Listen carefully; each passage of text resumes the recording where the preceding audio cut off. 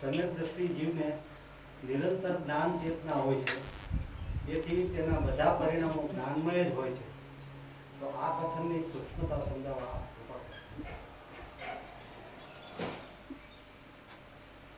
ગુરુદેવે બધું ખૂબ સમજાવ્યું છે. જ્ઞાન ચેતના કોને કહેવાય, સ્વાનુભૂતિ કોને કહેવાય, કેવળ જ્ઞાન કોને કહેવાય. ગુરુદેવે તો બહુ સ્પષ્ટ કરીને સમજાવ્યું છે. ગુરુદેવનો પરમ ઉપકાર છે.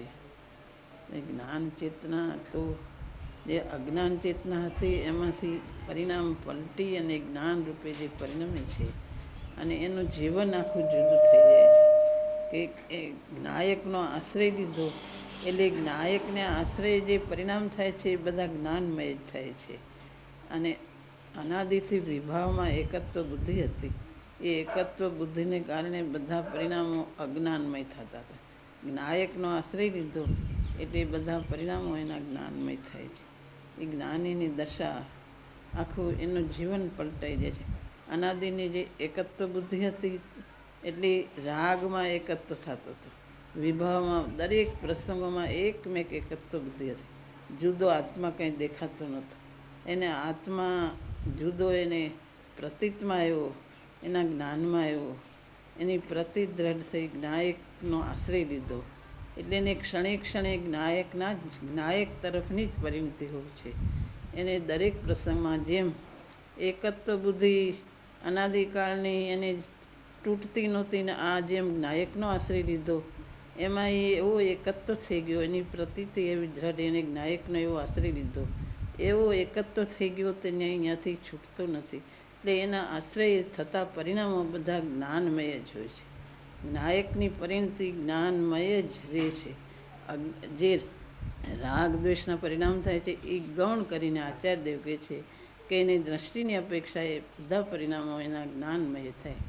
નાયકની પરિણતિનું એને અંદર અંશે વેદન હોય છે, એની શાંતિ વેદાતી હોય છે.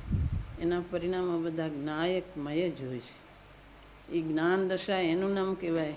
આચાર્યદેવ કહે છે કે જે આશ્રવથી નિવૃત્તિ, એટલે જેમાં વિભાવ પરિણામની નિવૃત્તિ થાય અને વિજ્ઞાનગન સ્વભાવ વધતો જાય એને જ્ઞાન દશા કહેવામાં આવે છે. અંદરની નાયકની પરિણતિ એને વૃદ્ધિગત થાય. વૃદ્ધિગત એટલે એને ચારિત્રની દશાને તો વાર છે, પણ એના પરિણામો બધા નાયકમય જ પરિણામો થાય છે. એના જે ઉદયો આવે તો એ જ્ઞાનને ભૂલતો નથી, પોતાના નાયકને ભૂલતો નથી. જ્ઞાનમય જ પરિણામો બધા નાયકતાના જ પરિણામો. દરેક પ્રસંગમાં હું જ્ઞાતા છું. નાયકની પરિણતિ એની તીક્ષ્ણ રહે છે. એની પ્રતીતિ એવી પ્રતીતિની સાથે એ સહજ છે. નાયક એના વેદનમાં રહ્યા કરે છે અંશે, માટે એના બધા પરિણામો નાયકમય જ હોય છે, જ્ઞાનમય જ હોય છે. જેમ કમળ નિર્લેપ રહે છે, કમળ કાદવને પાણીથી લેપાયેલું છતાં કમળ નિર્લેપ જ હોય છે, એમ જ્ઞાન દશા જેને પ્રગટ થઈ એની નાયકતા એ એની નિર્લેપતા જ હોય છે. એ એને લેપ લાગતો નથી, બધું ગૌણ થઈ ગયું છે. એનો આત્મા ઉર્ધ્વ, એટલે નાયકતા એને ઉર્ધ્વ છે. એટલે એના બધા પરિણામો જ્ઞાનમય કહેવામાં આવે છે. વિભાવના પરિણામ સાથે હોવા છતાં, ગ્રસ્તાશ્રમ હોવા છતાં નાયકના આશ્રય થતા પરિણામો બધા જ્ઞાનમય જ એના હોય છે. કષાય એકદમ લુખું થઈ ગયું છે અને નાયકની પરિણતિ મુખ્ય થઈ ગઈ છે. આ બધું ગૌણ થઈ ગયું છે. હજી કેવળ જ્ઞાન નથી, સાધક દશા છે, પણ મુખ્યતા નાયકની જ થઈ ગઈ છે. પરિણામો થાય નાયકના જ થાય છે. એને જાગતા સૂતા સ્વપ્નમાં ક્ષણે ક્ષણે દરેક કાર્યોની અંદર જે વિકલ્પ આવે એમાં નાયક એને ન્યારો ને ન્યારો એની જીવનની દશા નાયકમય જ થઈ ગઈ છે. માટેના બધા પરિણામો જ્ઞાનમય જ કહેવામાં આવે છે.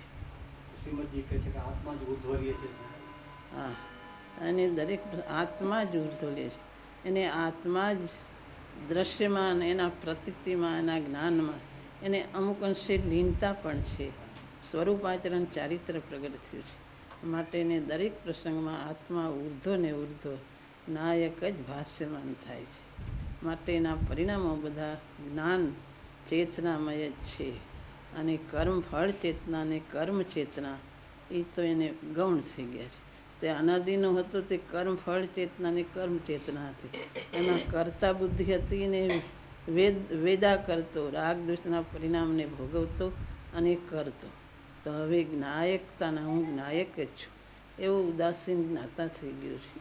હજી ચારિત્રની ઉદાસીનતા જુદી, પણ આ એની જ્ઞાયકની જે પ્રતીતિમાં ઉદાસીનતા આવી, જે જ્ઞાયકનો આશ્રય લઈને, એ પણ એની ઉદાસીનતા એ બધાથી છૂટો ન્યારો થઈ ગયો. એને કર્તૃત્વ બુદ્ધિ છૂટી ગઈ છે, કર્તા બુદ્ધિ. અને જ્ઞાયક એને જાગતા સૂતા સ્વપ્નમાં જ્ઞાયક ને જ્ઞાયક જ છે. બીજું એને શરીર કે વિભાવ એ એને દેખાતો નથી. દ્રષ્ટિની અપેક્ષા એ જ્ઞાયક જ એને દેખાય છે.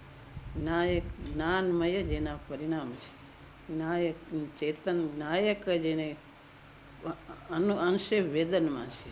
અને સ્વાનુભૂતિની દશા હોવાથી કોઈ વાર ઉપયોગ અંતરમાં જાય તો સ્વાનુભૂતિની દશા પ્રગટ થાય છે.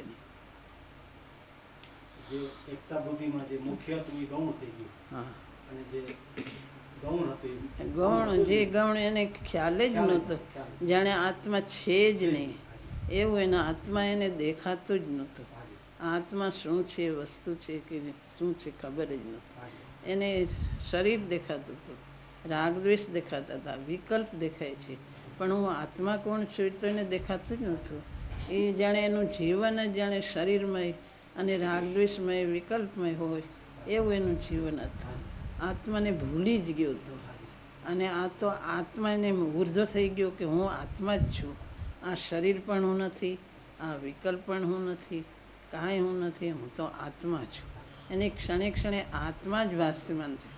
હું તો આત્મા ચૈતન જ્ઞાયક છું, આ કાંઈ હું નથી. હું તો એનાથી જુદો ન્યારો આત્મા છું, આ બધાથી જુદો છું.